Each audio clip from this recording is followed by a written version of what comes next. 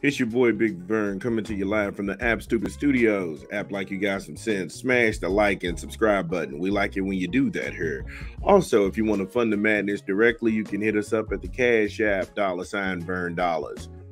We do appreciate all the donations. Thank you all for continuing to share, like, and subscribe to the show. Again, it has been phenomenal the last 30 days. And looking at the YouTube analytics, thank you.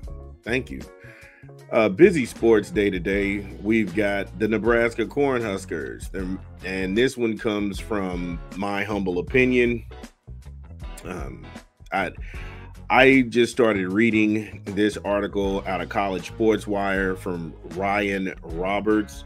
And in my humble opinion, I think he's trying to move Nebraska into that mid-tier Big Ten category. And I don't think that Nebraska should be there, but we'll talk about it.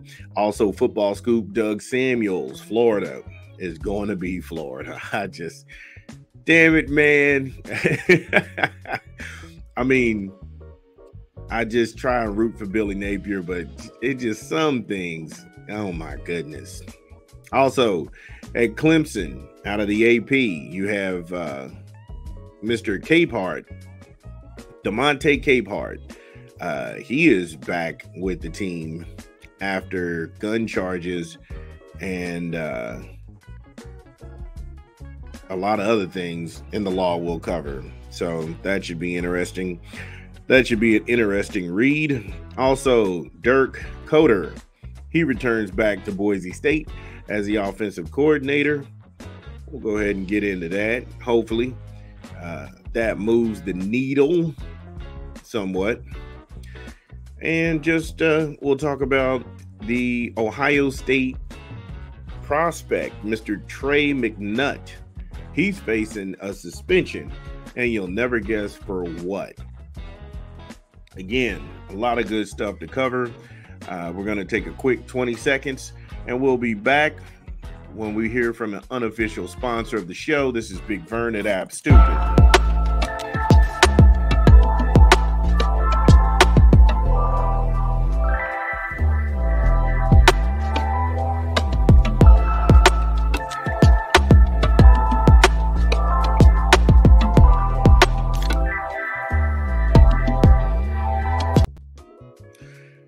Yes, Planet Fitness, big fitness energy.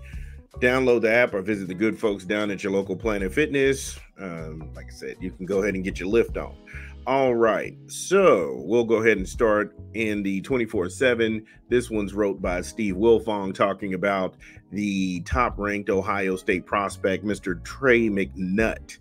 And he's facing suspensions, and it's not for anything extracurricular like drugs or violence or anything. The kid played in a 7-on-7 tournament. Yep, that's it. 7-on-7. And now I must plead ignorant to this because I did not know that 7-on-7 was a thing in football. And I didn't know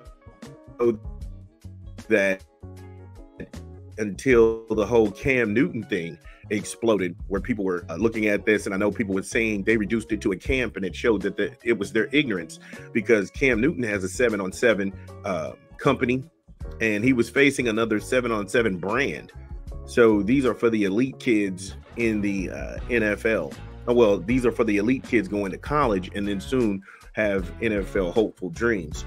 So the more I started reading on this, I just felt it was very compelling, and we'll go ahead and start here. Steve writes that the Shaker Heights blue chipper, who's already been suspended for one game of his senior season for playing in a 7-on-7 national tournament, Cleveland, Ohio, Trey McNutt is currently facing a one-game suspension for his senior season because he has elected to participate in a 7-versus-7 tournament, which violates Ohio's school athletic association rule that regulates and prohibits football players that play on a non-school team during certain windows of time.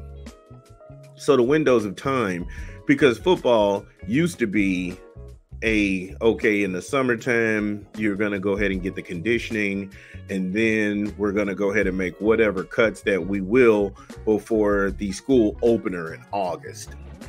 And that's usually you get kicking underway. However, now football is a 24/7 deal. And if this is a violation of Ohio State high school athletics, then I think someone should have explained that to Mr. McNutt, or even the coaches who were even recruiting him for this should have explained, hey, look, we'd like you to play in this, but this violates the high school bylaws of the state because we're too close to a certain window. So I don't think that any of that should fall on McNutt. I really don't. Now, he's the number 2 ranked kid in Ohio and the number 1 prospect in the class of 2025. Woo! Wow. And he played in a 7-on-7 when that battle took place in Miami in the tournament in January. And he'll suit up again at this weekend's USA Flag 7-versus-7 tournament being played in Los Angeles. So you can see he's already traveling. He's on this national team. Again, I did not know that 7-on-7 was a thing. I had no idea that that was a thing. But the more and more I read of this, I'm like, wow. If the number 1 kids are playing in this, then why? I mean, in the age of cell phones, I mean, if you're going to film a fight, you need to film a 7-on-7. Because I think that the general public is much like me, was in the dark about this thing.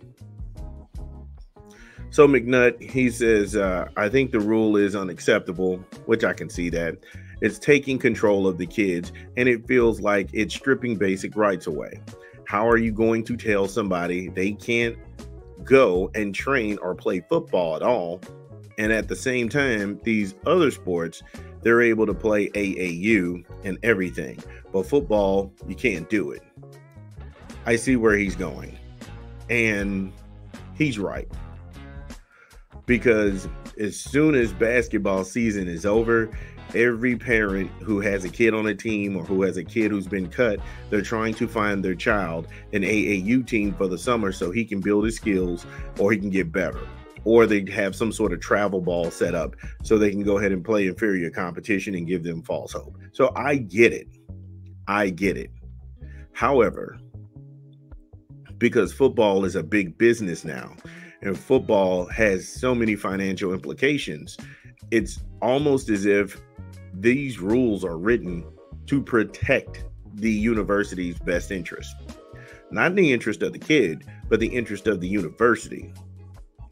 Because if you're a highly touted prospect and you get hurt, that drives our recruiting class down. That drives the boosters down. That worries the NIL collectives.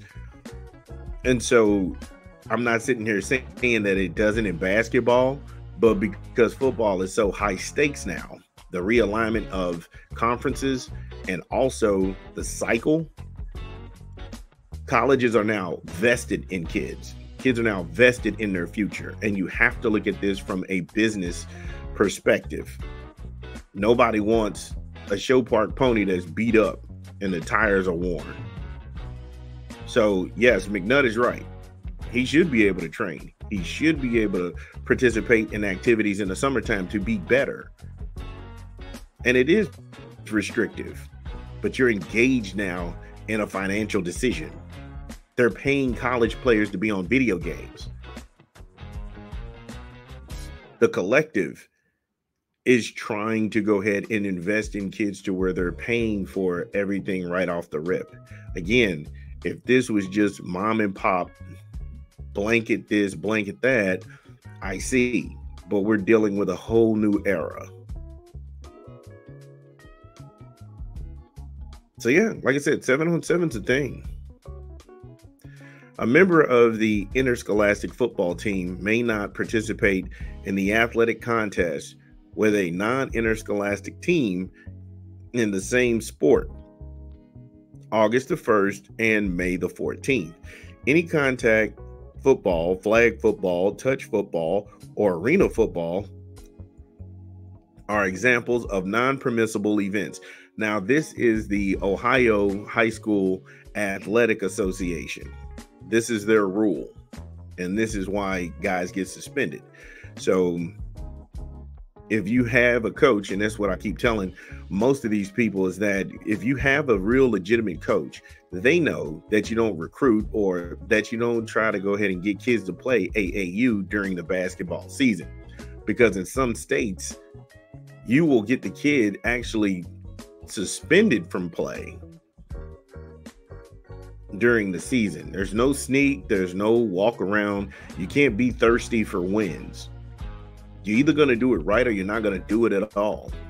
Especially if it's all about the children, don't do it so it penalizes the child. That makes sense. But look at the window. August the 1st, you should be playing football anyway. And then May the 14th.